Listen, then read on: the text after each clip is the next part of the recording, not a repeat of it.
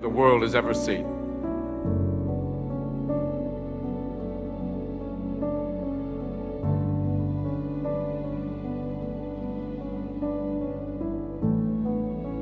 I don't know what that dream is that you have. I don't care how disappointing it might have been as you've been working toward that dream. But here's what I know, that dream that you're holding in your mind, that it's possible. See, sometimes we can't say, I can do that. But what we can say, that it's possible. And here's what I want to say to you. For those of you that have experienced some hardships, don't give up on your dream.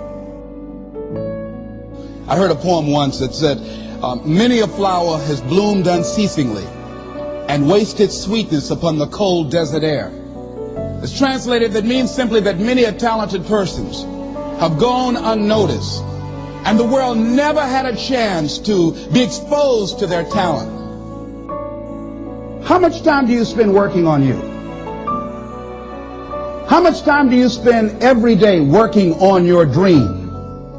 In the last 90 days, how many books have you read? In the last year, what new skill or knowledge have you acquired? What is there that you know you need to do, that you want to do this, but for some reason or another, you've been holding back? Some reason or another, you just haven't done it. I think that it's very important that you start trusting yourself. Listen to yourself. Listen to that still small voice within you. That once you begin to trust yourself and your ideas and your instincts, life takes on a whole new meaning, because now I want you to do that feeling that you are led. Just feel, I am led. In life, you have a critical option. You can take a stand in your life, or you can follow the crowd. See, people who follow the crowd, their lives are not focused. They're not immersed in anything. People who take a stand, they're living a life that has some power, a life of achievement, a life that has some meaning. People that are taking a stand in life, they are consciously involved in a process to design a life of substance. People who are following the crowd, these are people that they're just doing what everybody else is doing. See, life is rough, ladies and gentlemen. It's rough. And it's scary. It's scary growing. It's scary taking a chance. It's scary acting on your intuition, on your guts. It's scary. Most people don't get out there because they don't want to get knocked down. They don't want to be dropped to their knees.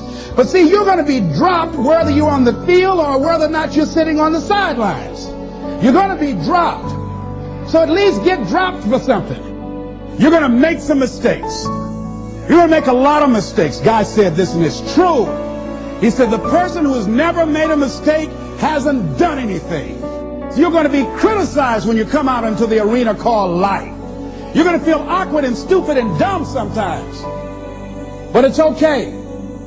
What's important is that you bring your stuff out here. Are you good enough? Prepare yourself. See, there's no substitute for competency. A positive attitude won't get it. Being enthusiastic won't get it. So you got to prepare yourself. You've got to develop yourself. You've got to practice. You've got to work. You've got to do your homework. You've got to do your research.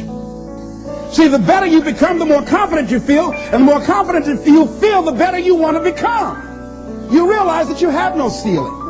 That you can better whatever you've done so far. You can go beyond that. You don't become cocky and arrogant, feeling that you've already arrived, as most people have. No. Long as you're breathing, you got some more work to do. There's something else for you to achieve. Now, will it be turbulent? Yes. Will it be easy? No. Will you have some opposition? Yes. Will I make a lot of mistakes? Yes. Will I get hurt? Yes. You got to say yes to your life. You've got to say yes. Yes to my dreams. Yes to me. Yes. Doesn't matter how many failures I've made. Doesn't matter how many mistakes I've endured. Doesn't matter about my defeats. Doesn't matter about what I've done. Yes, yes. I don't care about the fact I'm in a hole now. Doesn't matter about where I am. Yes, the last chapter to my life has not been written yet. If you judge me now, you'll judge me prematurely. I haven't exposed all my stuff yet. I'm still in the process of transforming my life. I'm still in the process of becoming. Yes. I had somebody in my life at one time told me, you'll never make it. And I said, I'll show you. And what energized me, what motivated me was something that Frank Sinatra said. He said, the best revenge is massive success. So say yes. Stand up for your dreams. Stand up for what you want in your life. Decide that your life is so meaningful to you, that you love you and you love life so much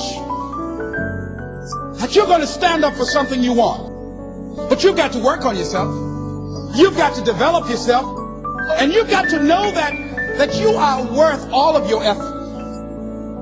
And that the key to your motivation is to know that you have something to give. Is to know that you have a reason for being in the universe at this point in time. Something that George Bernard Shaw said that I think has some power for us. I'd like to share it with you. He said, I am of the opinion that my life belongs to the whole community.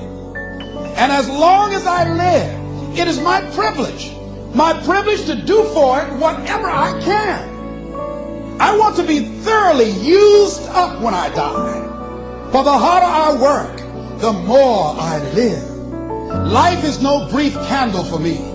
It is a sort of splendid torch which I've got a hold of for the moment. And I want to make it burn as brightly as possible before handing it on to future generations.